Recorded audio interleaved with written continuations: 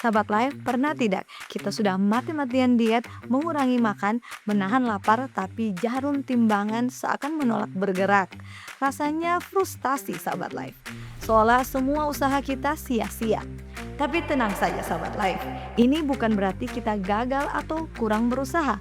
Ternyata ada penjelasan ilmiah mengapa berat badan begitu sulit turun, dan memahaminya bagaimana mengubah segalanya. Mari kita gali jawabannya bersama Life, Live in Fullness to Eternity.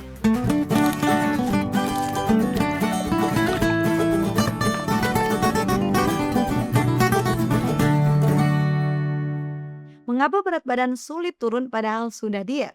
Sahabat Life, menurunkan berat badan itu ternyata jauh lebih rumit daripada sekedar makan sedikit dan banyak gerak.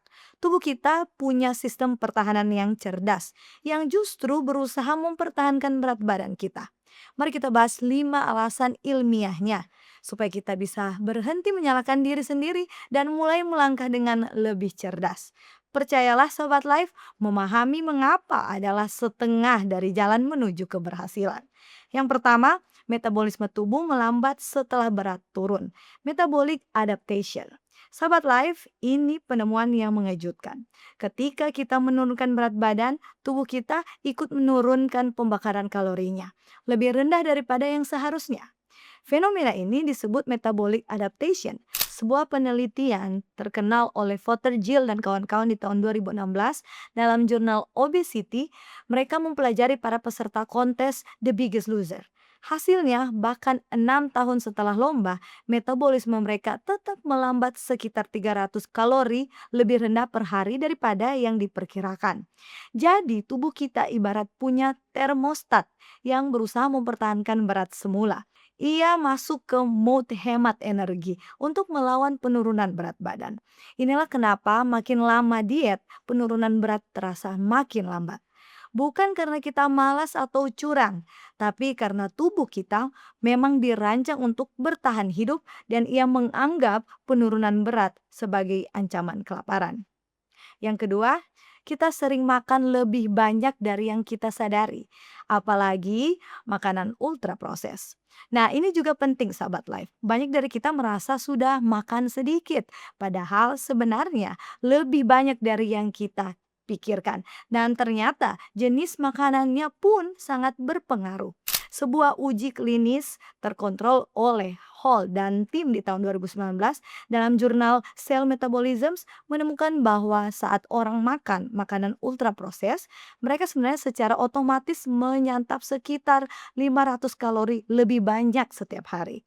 Padahal jumlah kalori, gula, lemak, dan seratnya sudah disamakan dengan makanan alami.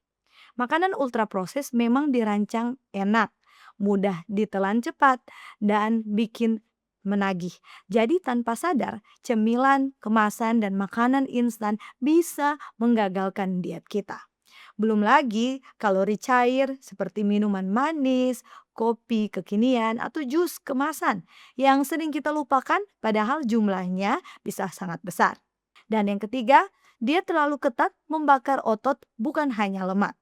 Sahabat Life, ini yang sering terlewat.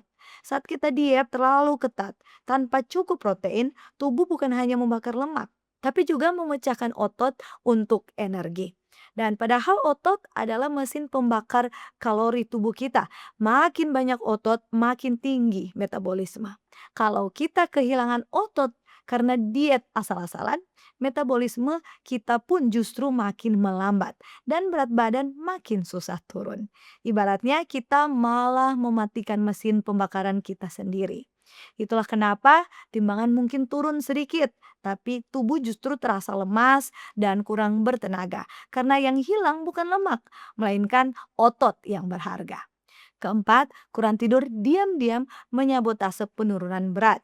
Mungkin terdengar tak berhubungan sahabat Life, tapi tidur sangat berperan.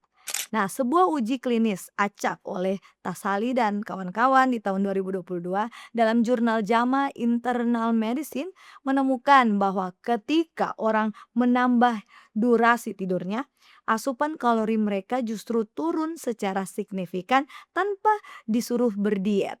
Sebaliknya, Kurang tidur membuat kita lebih mudah lapar, lebih tergoda makan makanan tinggi kalori, dan tubuh pun cenderung menyimpan lebih banyak lemak.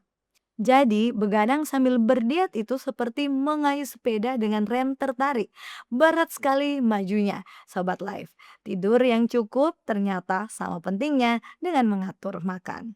Yang kelima, diet terlalu ekstrim dan cepat justru menjadi bumerang. Dan inilah kesalahan yang paling sering kita lakukan. Sahabat Life, diet terlalu ekstrim. Makan sangat sedikit demi hasil kilat. Padahal makin besar defisit kalori yang kita paksakan, makin juga kuat tubuh melawan. Metabolisme melambat lebih dalam dan otot lebih banyak hilang. Sebuah tinjauan dalam jurnal British Journal of Nutrition bahkan membandingkan penurunan berat badan cepat versus bertahap dan mengaitkan pentingnya menjaga komposisi tubuh.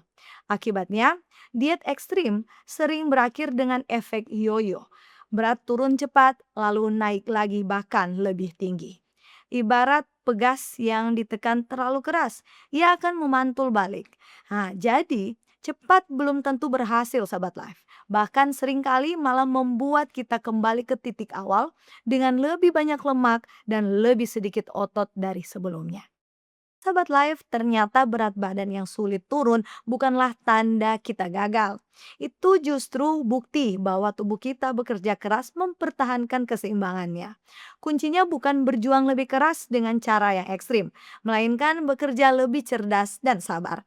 Metabolisme yang dijaga, otot yang dipelihara, tidur yang cukup, makanan yang utuh, dan langkah yang bertahap. Hindarilah sikap ekstrim dan hiduplah dengan keteraturan. Sebab penurunan berat badan yang sehat bukanlah lomba lari cepat, melainkan perjalanan yang setia. Jangan berkecil hati bila hasilnya lambat, yang penting arahnya benar dan kita terus melangkah. Mari kita rawat tubuh ciptaan Tuhan ini dengan pilihan-pilihan kecil yang berdampak besar bagi kesehatan kita. Demikian pembahasan kita hari ini. Semoga Sobat Life terberkati. Jangan lupa ikuti terus, like dan subscribe YouTube channel Cornelius Media. Mari kenali dan jaga kesehatan kita bersama Life. Live in fullness to eternity.